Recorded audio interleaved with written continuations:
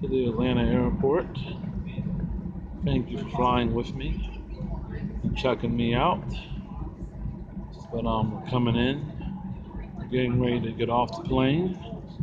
We're coming into the glorious black mecca of ATL, where black neighborhoods are middle class and not ghetto trash. Okay?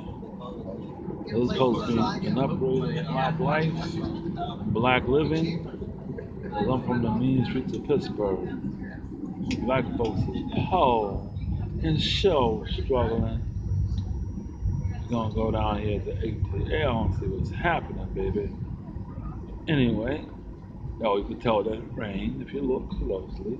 There's water all over the place. And with that being said, I'm going to clock out for the evening, and I'll check you all later. This is Daimond Axe. Thanks for watching. Like, subscribe, reaction video, comment. You might think of something else that I ask people to do. I'll ask y'all, but I appreciate you watching. Peace.